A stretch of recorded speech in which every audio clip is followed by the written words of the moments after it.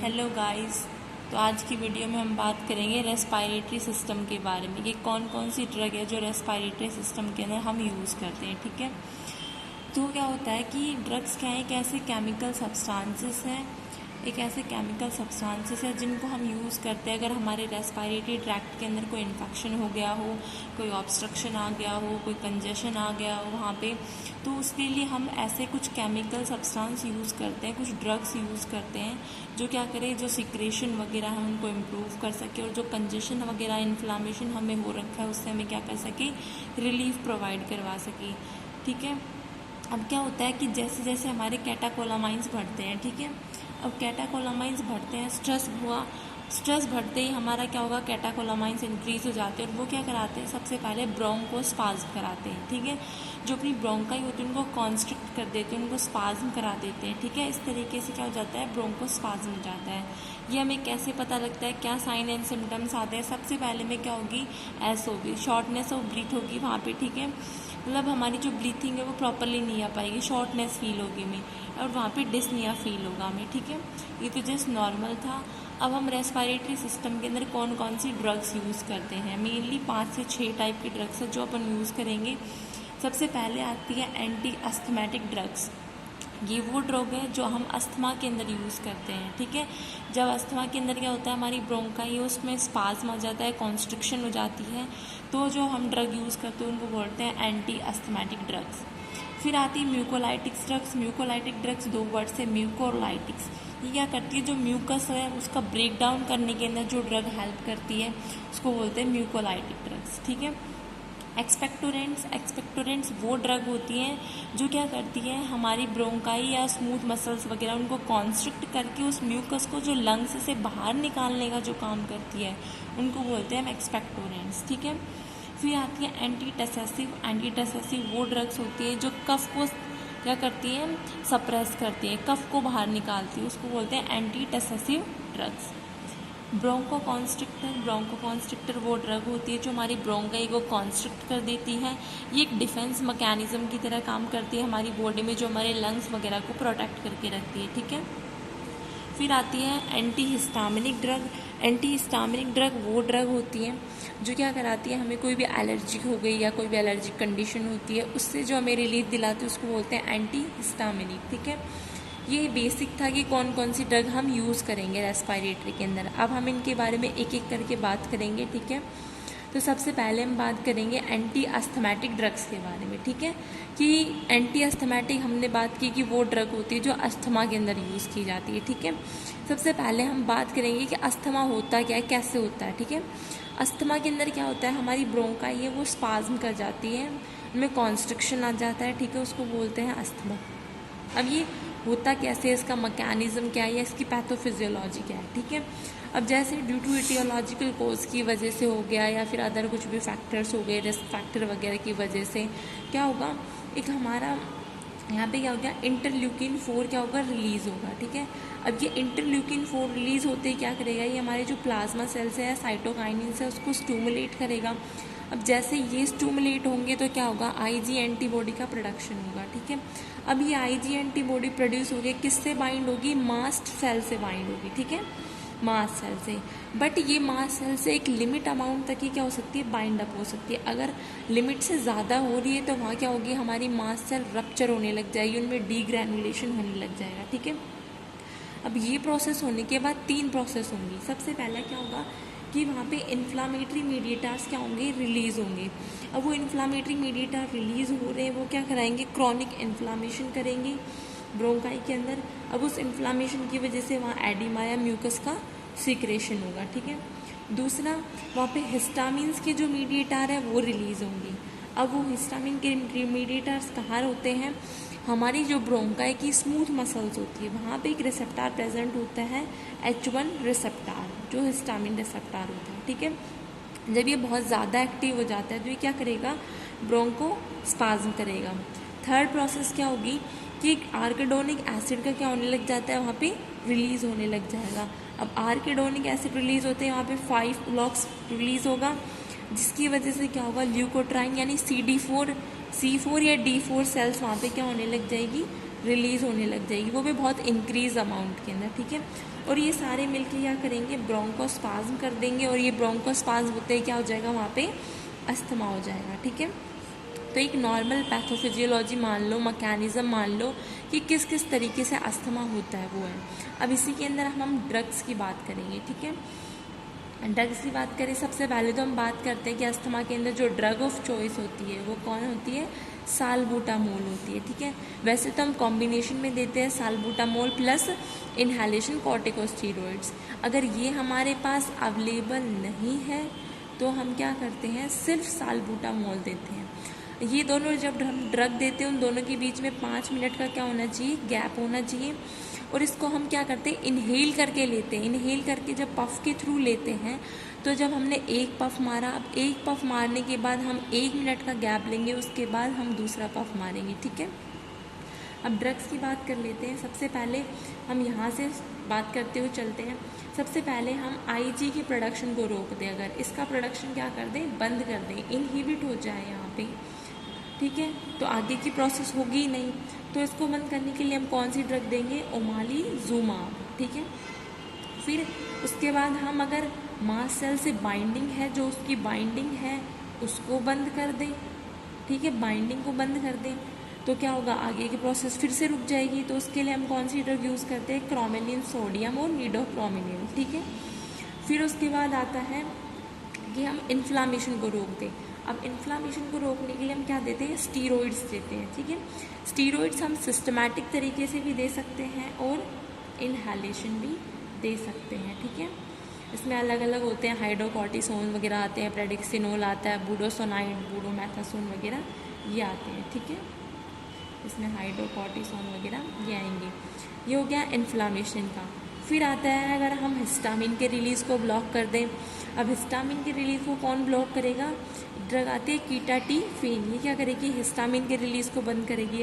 अब अगर histamine release नहीं होगा तो क्या होगा कि हमारा जो H1 रिसेप्टर है वो एक्टिव नहीं होगा, वो एक्टिव नहीं होगा तो ब्रोंकोस्पाज्म नहीं होगा और हमारा अस्थमा भी नहीं होगा, ठीक है। फिर आता है हमारा आर्किडोनिक एसिड, अगर हम इसको ब्लॉक कर दें, इसके रिलीज़ को रोक दें तो भी आगे प्रोसेस नहीं होगी। तो इसको रोकने के लिए हम कौन सी ड्रग देते हैं, जिलूटोन, ठीक है। फिर लास्ट से सेकंड कि फिर हम क्या करें, अगर ल्यूकोट्राइन के रिलीज़ को रोक दें, जो C4 या D4 सेल्स जो रिलीज़ हो रहे हैं, अगर हम उनको रोक दें, उनको रोकने के लिए हम कौन सी ड्रग देते हैं, मोंटेलुकास्ट और ज़ाफिरेलुकास्ट, ठीक है। फिर सबसे लास्ट आता है अस्थमा के अंदर हमारा मेन क्या होता है, हमारा ब्रोंकोस्पाज्म होता है, ठीक है। तो हम क्या करेंगे, ब्रोंकोस्पाज्म को रोकने के लिए, उसको रिलीव करने के लिए हम क्या देंगे, ब्रोंको डायलेटर्स की ड्रग देंगे। ऐसी ड्रग्स देंगे जो हमारी ब्रोंकाई को क्या कर दे, डायलेट कर दे। तो इसके अंदर हम 3 तरीके की ड्रग पढ़ेंगे। सबसे पहले हम पढ़ेंगे बीटा-2 अगोनिस्ट, ठीक है। बीटा-2 अगोनिस्ट में आता है साल्बुटामोल, साल्मेट्रोल, एल्बुट्रोल, टेराब्यूटालाइन वगैरह, ये अलग से आती है, ठीक है। बहुत और भी ड्रग्स हैं। फिर आता है एंटी कोलेरोजेनिक, जो कोलेरोजेनिक है उसके रिलीज़ को बंद कर दो, उसको बोलते हैं एंटी कोलेरोजेनिक। इसमें आती है प्राट्रोपियम ब्रोमाइड, टियोट्रोपियम ब्रोमाइड। फिर थर्ड आती है हमारी मिथाइल जेंथिन। मिथाइल जेंथिन के अंदर हमारी 2 ड्रग आती है, वो होती है कौन कौन सी, अमीनोफाइलिन और थियोफाइलिन, ठीक है। ये सारी ड्रग्स थी जिनके बारे में हमने बात की नॉर्मल ऊपर से। अब इनके बारे में हम एक एक करके भी बात करेंगे, ठीक है।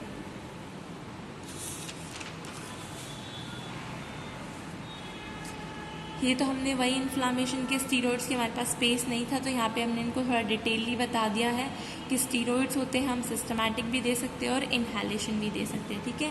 अब सिस्टमैटिक में 2 तरीके से दे सकते हैं, एक ओरल और एक आईवी।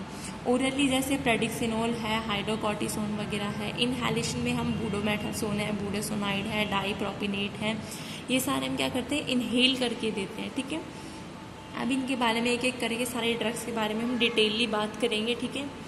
तो सबसे पहले हम बात करते हैं ब्रोंको डायलेटर्स के बारे में। ब्रोंको डायलेटर ऐसी ड्रग्स होती है जो क्या करेगी, हमारी ब्रोंकाई को क्या करेगी, डायलेट करेगी हमारी ब्रोंकाई को।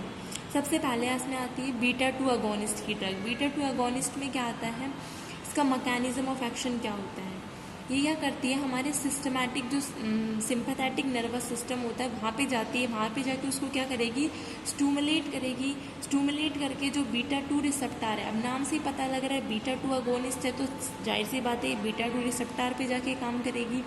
वहाँ जाके क्या करेगी, CAMP एक तरीके का प्रोटीन होता है, उसके रिलीज को बढ़ा देगी। ठीक है, CAMP है उसको इंक्रीज कर देगी।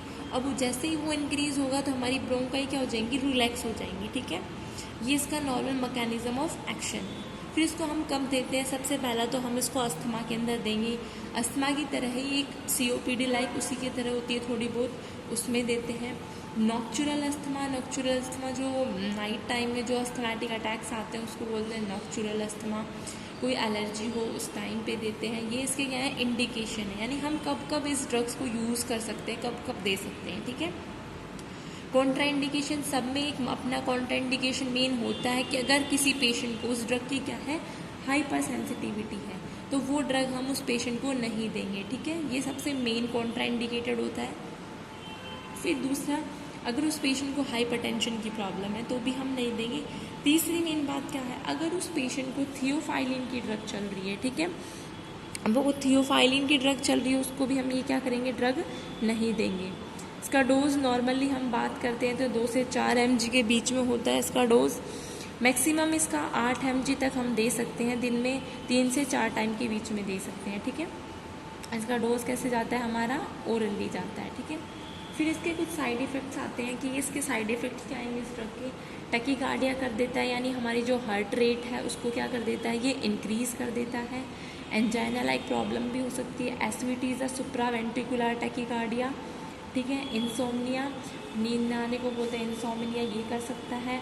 सबसे मेन इसका साइड इफ़ेक्ट्स क्या होते हैं इन सारी जो एंटी अस्थमैटिक ड्रग हैं, क्योंकि ये हम ऑरली लेते हैं या फिर इनहेलेशन रूट से लेते हैं, तो मोस्ट कॉमन साइड इफ़ेक्ट हमारा ड्राई माउथ आएगा इसके अंदर। ठीक है, ये आता है, और ट्रीमर्स भी आ सकते हैं पेशेंट को। ठीक है, इसके अंदर एक ड्रग इंटरेक्शन भी है कि जब हम इसको किसके साथ यूज़ करते हैं, कोर्टिकोस्टेरॉइड्स के साथ यूज़ करते हैं। ठीक है, बीटा 2 अगोनिस्ट, लाइक हमने पहले भी बात की थी कि साल्बुटामोल प्लस इनहेलेशन कोर्टिकोस्टेरॉइड्स हम साथ में देते हैं। जब हम इनको साथ में यूज़ करते थे क्या करती है, एक्शन को इंक्रीज़ कर देती है। ठीक है, और ये हम बीटा ब्लॉकर के साथ देते हैं तो ये क्या कर देती है, उसके एक्शन को कम कर देती है बीटा ब्लॉकर्स के साथ। ठीक है, तो ये सारा हमारा किसके बारे में था, बीटा 2 अगोनिस्ट के बारे में।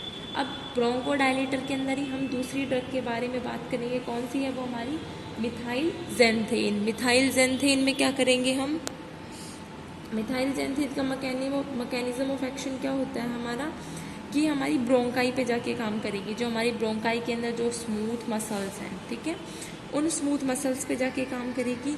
यहाँ पे भी वही करेगी, स्मूथ मसल्स पे जाके जो CAMP का रिलीज़ है उसको इंक्रीज़ कर देगी। साथ ही साथ में जो PD एक एंजाइम होता है उसके रिलीज़ को क्या कर देगी, इनहिबिट कर देगी, रोक देगी। जैसे ये रुकेगा हमारी ब्रोंकाई क्या हो जाएंगी, डायलेट हो जाएंगी। ठीक है, अब इसको हम कब यूज़ करते हैं, सबसे मेनली हम इसको यूज़ करते हैं अगर किसी को क्रॉनिक टाइप का अस्थमा हो रखा है, ठीक है, तब यूज़ करते हैं। दूसरा हम इसको कब यूज़ करते हैं, एपनिया ऑफ प्री मेच्योरिटी, यानी अगर बच्चों के अंदर, चिल्ड्रंस के अंदर अगर अस्थमा है, चिल्ड्रंस के अंदर क्या है, अस्थमा है, तब हम इसको यूज़ करते हैं। इसका डोज 6 mg पर kg देते हैं अकॉर्डिंग टू बॉडी वेट। ये अडल्ट के अंदर है, ठीक है, बच्चे के अंदर हम इसको कैलकुलेट करके कम देते हैं, बट ये अडल्ट के अंदर है इसका डोज। ठीक है, फिर बात करते हैं एंटीकोलर्जेनिक ड्रग्स। एंटीकोलर्जेनिक इप्राट्रोपिन ब्रोमाइड है, टियोट्रोपिन ब्रोमाइड है, ये हमारी एंटीकोलर्जेनिक ड्रग्स है। इसका मैकेनिज्म ऑफ एक्शन क्या होता है, अब ये क्या करेंगे, एक मुस्क्रेनिक जो कोलर्जेनिक रिसेप्टर है हमारा, ठीक है, उस कोलर्जेनिक रिसेप्टर पे जाके काम करेंगी। ठीक है, वहाँ जाके काम करेंगी और वहाँ जाके उसको क्या कर देंगे, उसके रिलीज़ को ब्लॉक कर देंगी। अब जैसे ये ब्लॉक होता है, जो CAMP का रिलीज़ है वो इंक्रीज़ हो जाएगा। ठीक है, तीनों में क्या होगा, CAMP का रिलीज़ हमारा इंक्रीज़ हो रहा है। जैसे हमारा CAMP बढ़ जाता है वो क्या करते हैं, हमारी ब्रोंकाइज को डायलेट कर देते हैं, और हमारी जैसे ही ब्रोंकाई डायलेट हो जाएंगी तो जो स्पाज्म की कंडीशन है वो क्या हो जाएगी, रिवर्स बैक हो जाएगी। इसका डोज ये हम इनहेल करके देते हैं, ये इसके हम 2 इनहेलेशन दे सकते हैं दिन में 4 टाइम एक दिन के अंदर। ठीक है, ये सारी हमारी बात हो गई किसके बारे में, ब्रोंको डायलेटर के बारे में। अब दूसरी ड्रग आती है ल्यूकोट्राइन एंटागोनिस्ट, कि हम ल्यूकोट्राइन के रिलीज को क्या कर दें, बंद कर दें, उसको बोलते हैं ल्यूकोट्राइन एंटागोनिस्ट। इसमें दो ड्रग आती है, मोंटेलुकास्ट और ज़ाफेरीलुकास्ट। इसका मैकेनिज्म ऑफ एक्शन क्या होता है कि जब हमारा ल्यूकोट्राइन रिलीज़ हो रहा था या CD4 रिलीज़ हो रहा था, तो ये क्या करेगी, उसकी रिलीज़ को क्या कर देगी, ब्लॉक करेगी। अब जैसे ही उसका रिलीज़ ब्लॉक हो जाएगा तो फर्दर जो स्पाज्म हो रहा था वो नहीं होगा, और जैसे स्पाज्म नहीं होगा तो क्या होगा कि जो अस्थमा की कंडीशन, उससे हमें क्या मिल जाएगा, रिलीफ मिल जाएगा। ठीक है, क्योंकि अस्थमा हमें तभी हो रहा है जब हमारी ब्रोंका स्पाज्म हो रही है, बट इसके अंदर क्या कर रही है, ये हमारे स्पाज्म को कम कर रही है। जैसे ही स्पाज्म कम तो अस्थमा की कंडीशन से हम क्या होंगे, रिलीफ हो जाएंगे। ठीक है, इसको हम कब कब देते हैं, मेनली जो सीजनल जो अस्थमा होता है, सीजनल जो एलर्जिक हो जाती है, जैसे राइनाइटिस क्या होता है कि हमारे जो नोज़ का इन्फ्लामेशन हो जाता है उसको बोलते हैं राइनाइटिस। ठीक है, तो सीजनल अगर हमें कोई एलर्जी है तो दे सकते हैं, एक्यूट अस्थमा है, या फिर आफ्टर एक्सरसाइज किसी को ब्रोंकोस्पाज्म हो रहा है तो हम ल्यूकोट्राइन एंटागोनिस्ट देते हैं। ठीक है, इसका डोज 5 mg आता है, इसकी एक टैबलेट आती है च्युइंगिंग फॉर्म में, इसको हम चबाते हैं 5 mg की, वो देते हैं। ठीक है, कॉन्ट्राइंडिकेटेड हमने लास्ट में भी बात की थी कि ये सब के अंदर सेम रहेगा। अगर किसी पेशेंट को उसकी हाइपर सेंसिटिविटी है तो वो ड्रग हमेशा उसके अंदर कॉन्ट्राइंडिकेटेड रहेगी। ठीक है, फिर आते हैं इसके साइड इफ़ेक्ट्स। साइड इफ़ेक्ट्स यानी कि डिस्पैप्सिया करेगा, डिस्पैप्सिया यानी हार्ट बर्न लाइक कंडीशन कर सकता है। जो हमारा AST ALT होते हैं, एलिनिन ये जो होते हैं लीवर के अंदर, उनको इंक्रीज़ कर देता है, एलेनाइन लैमिनिन ट्रांसफरेज वगैरह, ट्रांसएमिनेज वगैरह। ठीक है, इन सबको इंक्रीज़ कर देगा। हमारी स्किन पे रैशेस कर सकता है ये। URTI यानी जो हमारा जो अपर रेस्पायरेटरी ट्रैक्ट है, ठीक है, अपर रेस्पायरेटरी ट्रैक्ट है, उसका कोई इन्फेक्शन कर सकता है। ये डेंटल पेन भी कर सकता है, और ड्राई माउथ तो हम ऐड करेंगे ही करेंगे। ठीक है, और कुछ नहीं, ये इसके क्या है, साइड इफ़ेक्ट्स हैं।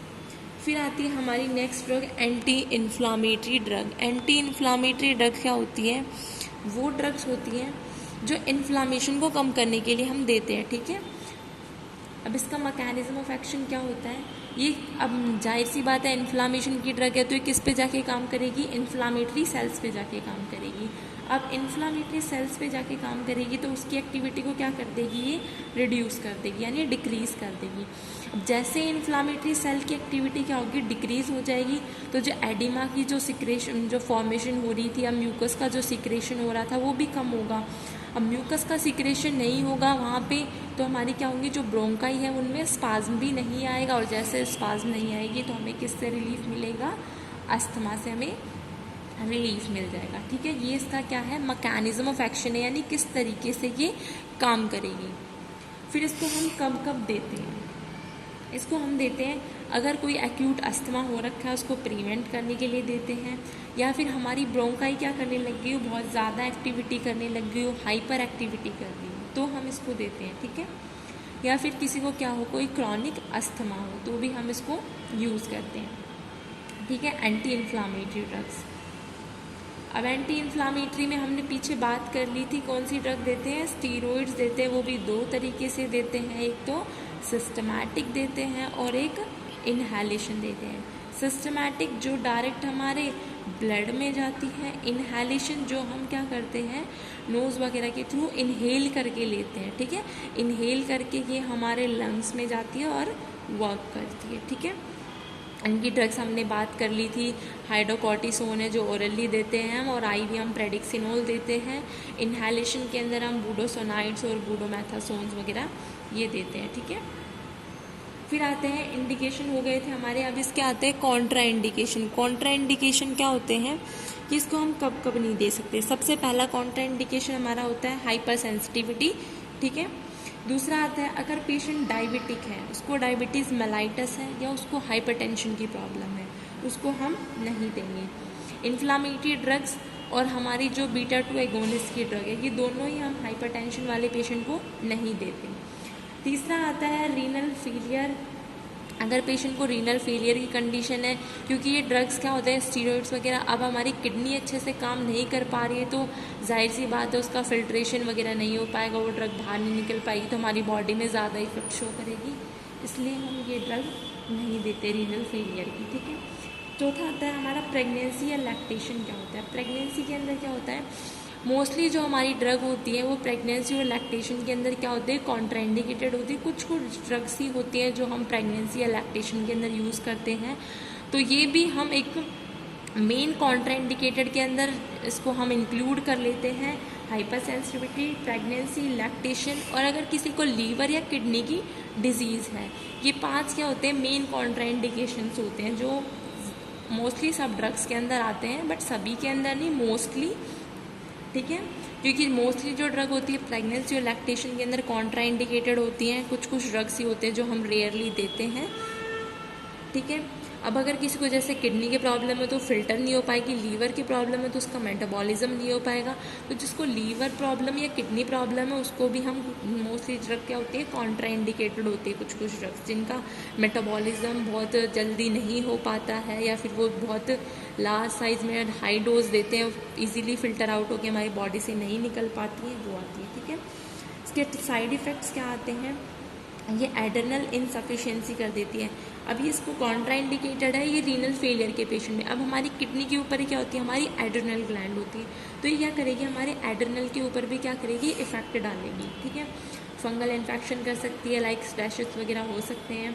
होर्सनेस ऑफ वॉइस कर सकती है, यानी ये हमारी जो वॉइस है उसके अंदर चेंजेस कर सकती है। ओरल और नेजल इरिटेशन कर सकती है, क्योंकि हम इनहेल करके भी ले रहे हैं प्लस ऑरली भी ले रहे हैं, तो दोनों में इरिटेशन कॉज कर सकती है। हाइपरग्लाइसीमिया कर सकती है, ये मस्कुलर वीकनेस भी कर सकती है। इसके क्या है, कुछ साइड इफ़ेक्ट्स है, साइड इफ़ेक्ट आते हैं, ठीक है। फिर आता है ड्रग इंट्रैक्शन। ड्रग इंट्रैक्शन के अंदर आता है हमारा रिफार्मसिन रिड्यूस इट्स एक्टिविटी। रिफार्मसिन क्या है, हमारी एंटी टीबी की जो ड्रग है, ठीक है, टीबी की ड्रग है हमारी कौन सी, रिफार्मसिन, ठीक है। रिफार्मसिन क्या करता है, इसकी एक्टिविटी को क्या कर देता है, कम कर देता है, ठीक है। दूसरा इसका ड्रग इंट्रैक्शन क्या होता है, decrease serum concentration of salicylates and anti muscarinic agent. ये जो सैलिसाइक्लेट्स है और एंटी जो मुस्कैनिक एजेंट्स होते हैं उनका जो सीरम के अंदर कंसंट्रेशन है उसकी कंसंट्रेशन को क्या कर देती है, कम कर देती है, ठीक है। ये इसके दो क्या है, ड्रग इंट्रैक्शन है। हमें ये ड्रग इंट्रैक्शन भी याद रखने पड़ते हैं, ठीक है। ये था किसके बारे में, एंटी इन्फ्लामेटरी ड्रग्स के बारे में। अब हम बात करते हैं मास्ट सेल स्टेबलाइज़र के बारे में, ठीक है, कि मास्ट सेल स्टेबलाइज़र होती क्या है। ये एक ऐसी ड्रग होती है जो क्या करती है, मास्ट सेल को क्या करती है, स्टेबलाइज करती है या फिर उनको स्टेबल करती है। मास्ट सेल को क्या करती है, स्टेबलाइज या स्टेबल करती है। इसमें सोडियम क्रोनोग्लाइकेट है, नीडोक्रोमिनिल है, ये क्या है, मास्ट सेल स्टेबलाइजर ड्रग्स हैं। ये कैप्सूल फॉर्म में जाती है 20 mg के अंदर। अब बात करते हैं हम इसके मैकेनिज्म ऑफ एक्शन की, किस तरीके से काम करती है, ठीक है। तो ये क्या करेगी, ये जो इन्फ्लामेटरी मीडिएटर्स रिलीज हो रहे हैं वो इन्फ्लामेटरी मीडिएटर्स के रिलीज़ को क्या कर देगी, ब्लॉक कर देगी। अब जैसे इन्फ्लामेटरी मीडिएटर्स रिलीज़ नहीं होंगे या फिर आईजी एंटीबॉडी रिलीज़ नहीं होगी तो क्या होंगे, वो बाइंड अप नहीं होंगे, तो हमारी जो मास्ट सेल है उनको क्या करेंगे, हम एक स्टेबल कर सकते हैं, ठीक है, स्टेबलाइज कर सकते हैं। अब मास्ट सेल स्टेबलाइज हो जाएंगी तो आगे के जो भी हिस्टामिन रिलीज़ नहीं होगा, ठीक है, हिस्टामिन भी रिलीज़ नहीं होगा, इन्फ्लामेशन भी नहीं होगा। अब ये दोनों ही नहीं होंगे तो क्या होगा, ब्रोंकोस्पाज्म भी नहीं होगा, ठीक है। फिर बात करते हैं हम इसके इंडिकेशंस की, यानी हम इसको कब कब यूज़ कर सकते हैं। इसको हम एलर्जिक राइनाइटिस के अंदर यूज़ करते हैं, कंजक्टिवाइटिस के अंदर यूज़ करते हैं, या फिर अदर हमें कोई फूड एलर्जी वगैरह हो गई हो उसके अंदर यूज़ करते हैं। लाइक किसी को मशरूम की एलर्जी होती है, किसी को बादाम से एलर्जी होती है, किसी को काजू से एलर्जी होती है, या फिर वैसे भी किसी से एलर्जी हो जाती है कोई भी फूड आइटम से, ठीक है, तो उनकी एलर्जी के अंदर भी हम यूज़ कर लेते हैं इस ड्रग को, ठीक है।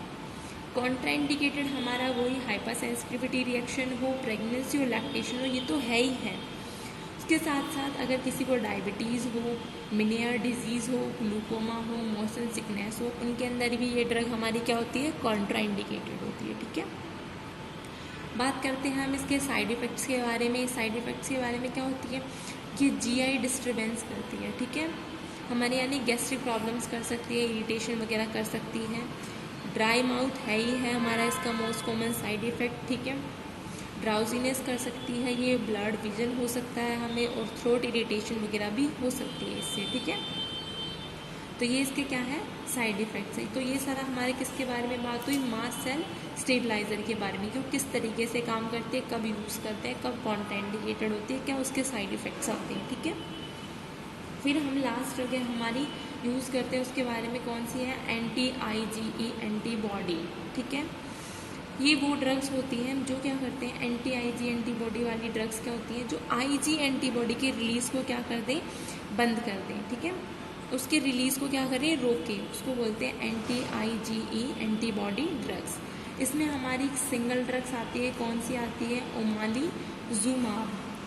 अब आती है ओमालीजुमाब, ये क्या करेगी, जो IG एंटीबॉडी का रिलीज़ हो रहा था, अब उस रिलीज़ को क्या करेगी, ये बंद कर देगी, ठीक है। अब उस का रिलीज़ नहीं होगा, अब IG एंटीबॉडी ही रिलीज़ नहीं होगी, तो जाहिर सी बात है वो मास्ट सेल के साथ भी बाइंड नहीं होगी। अब मास्ट सेल के साथ के ऊपर जो उसके रिसेप्टार है उससे बाइंड अप नहीं होगी, बाइंड अप नहीं होगी तो इन्फ्लामेशन वगैरह भी नहीं होगा, इन्फ्लामेशन वगैरह नहीं हो रहा है तो एडिमा म्यूकस वगैरह का सीक्रेशन नहीं होगा, और जो हमारा ब्रोंकोस्पाज्म है वो भी नहीं होगा, ठीक है। इसका मैकेनिज्म ऑफ एक्शन था। फिर इसको हम कब यूज़ करते हैं, इसके इंडिकेशंस क्या क्या होते हैं। इसको हम mostly moderate to severe allergic asthma के अंदर यूज़ करते हैं, क्योंकि ये अस्थमा की ड्रग है तो अस्थमा के अंदर तो हम इसको यूज़ करेंगे ही करेंगे, ठीक है। ये कॉन्ट्राइंडिकेटेड अगर किसी पेशेंट को ओमालीजुमाब की हाइपर सेंसिटिविटी है, वो रिएक्टिव है यानी सेंसिटिव उस ड्रग्स को लेके, तो उसमें हम यूज़ नहीं करेंगे, कॉन्ट्राइंडिकेटेड रहेगी ये ड्रग हमारी, ठीक है। अब इस साइड इफ़ेक्ट्स कौन कौन से होते हैं, साइनोसाइटिस कर देती है यानी साइनस का इन्फ्लामेशन कर देती है, डर्मेटाइटिस यानी स्किन का जो हमारी डर्मिस लेयर का इन्फ्लामेशन होता है वो कर सकती है, हेडेक कर सकती है, fracture, earache, alopecia, leg and arm pain, ये सब कर सकती है, ठीक है। तो मोस्टली ड्रग्स होती है उन सब के बारे में हमने बात कर ली है यहाँ पे, ठीक है, कौन कौन सी है। अब एक बात करते हैं हम कीटाटेफेन के बारे में, ठीक है, इसके बारे में हमने पीछे बात नहीं की, कीटाटेफेन के बारे में। कीटाटेफेन के बारे में हम सिंगल ही बात नहीं की, एक सिंगल ड्रग होती है जो क्या करती है, हिस्टामिन की रिलीज़ को ब्लॉक करती है, ठीक है। अब ये क्या करेगी, जो हिस्टामिन का रिलीज़ है उसको ब्लॉक कर देगी। अब हिस्टामिन का रिलीज़ ब्लॉक नहीं, मतलब ब्लॉक हो जाएगा तो जाहिर सी बात है वो एक्टिविटी नहीं होगी और स्पाज नहीं होगा और अस्थमा भी नहीं होगा, ठीक है। ये आती है हमारी हिस्टामिन रिलीज़। अब वही है, इसको देते तो हम अस्थमा के अंदर देते हैं या फिर कोई एलर्जी वगैरह हो गई हो उसके अंदर देते हैं इसको, ठीक है। कॉन्ट्रा इंडिकेटेड वही जिसको हाइपर सेंसिटिविटी हो उसको रहेगी ये। फिर आता है एक ड्रग, हमने जिलूटोनिन के बारे में बात नहीं की, जिलूटोन ये क्या करती है, आर्किडोनिक एसिड के रिलीज़ को बंद कर देती है, ठीक है। ये वो, अब जैसे आर्किडोनिक एसिड का रिलीज़ बंद नहीं होगा, 5-एलॉक्स एनालॉग रिलीज़ नहीं होगा, ल्यूकोट्राइन रिलीज़ नहीं होगा, स्पाज्म नहीं होगा, ठीक है। अस्थमा के अंदर ही देते हैं इसको हम, ठीक है, और कुछ नहीं है इसके बारे में। कॉन्ट्राइंडिकेटेड वही जिसको हाइपर सेंसिटिविटी हो उसको क्या रहेगी, ये कॉन्ट्राइंडिकेटेड रहेगी, ठीक है। ये सारी ड्रग्स के बारे में हमने बात कर ली। अस्थमा की ड्रग्स के बारे में कौन कौन सी होती हैं, कब देते हैं, क्या उनका मैकेनिज्म ऑफ एक्शन है, कब वो कॉन्ट्राइंडिकेटेड रहती हैं, क्या उनके साइड इफ़ेक्ट्स आते हैं, इन सब के बारे में हमने बात कर ली। अब हम साथ ही साथ 2-4 पॉइंट रोल ऑफ नर्स और पेशेंट एजुकेशन के बारे में भी बात कर लेते हैं, क्योंकि जब हम कोई भी सिंगल ड्रग लिखते हैं तो हम उसके अंदर क्या क्या कंटेंट लिखते हैं। सबसे पहले वो कौन सी क्लास की है, दूसरा उसका मैकेनिज्म ऑफ एक्शन क्या है, तीसरा उसके इंडिकेशन क्या है, फिर उसके कॉन्ट्राइंडिकेशंस क्या है, ठीक है, फिर उसके साइड इफ़ेक्ट्स क्या आ रहे हैं, रोल ऑफ नर्स क्या है वहाँ पे यानी नर्सिंग रिस्पॉन्सिबिलिटी, और पेशेंट एजुकेशन के बारे में भी बात करते हैं, डोज के बारे में भी हम बात करते हैं, ठीक है। तो ये हम जब कोई भी सिंगल ड्रग लिखते हैं तो ये सारी चीज़ें हमें लिखनी होती है। तो हर एक ड्रग के बारे में हमने इन सब के बारे में बात कर ली। अब जो रोल ऑफ नर्स है वो हम सबका मोस्टली सेम सा ही मानते हैं याद करने के लिए, तो हम 2-4 पॉइंट्स उनके बारे में भी बात कर लेते हैं, ठीक है। अब आते हैं रोल ऑफ नर्स, ठीक है। रोल ऑफ नर्स के अंदर हम बात करते हैं कि अगर कोई पेशेंट, अब ये जो ड्रग्स हैं अस्थमा की तो हम इन्हेल करके भी लेते हैं इसको, ठीक है। तो इनहेल करके लेते हैं तो सबसे पहले हम पेशेंट को बताएंगे, एक नर्स का रोल होता है मेन कि वो उसको बताए कि हमें जो इनहेलर है वो किस तरीके से यूज़ करना है, ठीक है। जब उसको इनहेलर यूज़ करना ही नहीं आएगा तो वो ड्रग नहीं ले पाएगा। तो सबसे पहले हमें क्या बताना है कि वो किस तरीके से इनहेलर का यूज़ करे, हमें वो बताना है। दूसरा, वो जब ड्रग ले रहा है तो उसका राइट डोज और राइट टाइम हमारी रिस्पॉन्सिबिलिटी है। उसके वाइटल साइन चेक करना ज़रूरी है, ठीक है। अगर कोई बच्चा है तो हम nurse as a nurse advice करेगी, या अगर वो हॉस्पिटलाइज्ड है तो नर्स ध्यान रखेगी कि वो इनहेलर को यूज़ करने से पहले क्या करे, ब्रशिंग ऑफ द टीथ करे, यानी ब्रशिंग करे ताकि वो क्या करे, माउथ इरिटेशन वगैरह ना करे, ठीक है। उसको बोलने कि आफ्टर दैट ड्रग वो क्या करे, सिप ऑफ वाटर इनटेक करे, ठीक है, सिप ऑफ वाटर, ताकि वो क्या करे, ड्राई माउथ ना हो, ठीक है, इसलिए, ठीक है। अवॉइड स्मोकिंग वगैरह, ये हम पेशेंट एजुकेशन के अंदर ऐड कर सकते हैं ये पॉइंट कि स्मोकिंग वगैरह या जो एलर्जेंस वगैरह होते हैं उनके कांटेक्ट को अवॉइड करें। अगर सीजनल अगर प्रॉब्लम है, उसको सीजनल अस्थमा है तो थोड़ी सेफ्टी रखे सीजन्स के अंदर, ठीक है, जैसे जैसे सीजन चेंज हो रहे हैं उस टाइम पे। अगर हमें पता है कि हमें क्या करना है, हर टाइम एक इमरजेंसी किट रेडी रखनी है कि बाय द वे पेशेंट को कभी भी कहीं भी अगर अस्थमैटिक अटैक आ जाता है तो हम क्या करें वहाँ पे, तो एक हमारी इमरजेंसी किट होनी चाहिए। बाकी प्रॉपरली नर्स उसको क्या करें, असेस करती रहे, वाइटल साइन उसके चेक करती रहे, ठीक है। अब पेशेंट एजुकेशन में हम बोलेंगे, उसको बताएंगे एज ए नर्स कि वो क्या करे, अपनी जो अस्थमा की ड्रग है, जब तक उसको जो डॉक्टर है, जो प्रेस्क्राइबर है, उसको ना बोल दे कि आपको बंद करनी है, तब तक वो ड्रग्स क्या करेगी, बंद नहीं करेगी। कंटिन्यू उसको मेडिकेशंस लेनी है, प्रॉपर टाइम पे लेनी है, प्रॉपर डोज में लेनी है, ठीक है। अगर आप अस्थमैटिक पेशेंट हो, डॉक्टर के पास जा रहे हो, साथ ही साथ अगर आप प्रेग्नेंट हो तो आप क्या करेंगे, उसको फिजिशियन को बताएंगे कि मैं क्या हूँ, प्रेग्नेंट हूँ या फिर कंसीव हो रखा है, ताकि वो उस अकॉर्डिंग, क्योंकि जो ड्रग है कुछ जो कॉन्ट्राइंडिकेटेड होती है प्रेगनेंसी के अंदर, तो पेशेंट जो डॉक्टर है हमारा वो ड्रग प्रिस्क्राइब नहीं करेगा। अगर आपको कोई साइन एंड सिम्टम दिख रहे हैं, आपको ब्रीथिंग डिफ़िकल्टी वगैरह हो रही है, तो आप क्या करें, तुरंत फिजिशियन को करें, या फिर अपना जो भी अस्थमैटिक जो अपना आपका जो पफ होता है, जो भी वो है इनहेलर, वो आप अपने साथ रखें। आपके हमेशा क्या होना चाहिए, इनहेलर आपकी पॉकेट में होना चाहिए, क्योंकि अस्थमैटिक अटैक आपको कभी भी कहीं भी आ सकता है, कोई भी एलर्जेंस वगैरह की किसी भी कांटेक्ट में आने से, ठीक है। जो भी स्टूमुलेंट्स वगैरह होते हैं, इरिटेंट्स वगैरह होते हैं, हम उनको क्या करेंगे, अवॉइड करेंगे, ठीक है। तो ये सारा था हमारे अस्थमा की ड्रग्स के बारे में, कौन कौन सी होती है, किस तरीके से यूज़ होती हैं, क्या कब कब देते हैं, क्या डोज होता है, कब कॉन्ट्राइंडिकेटेड होती हैं, क्या उसमें as an role of nurse होगा, या फिर हम क्या पेशेंट को एजुकेशन देंगे। Thank you so much.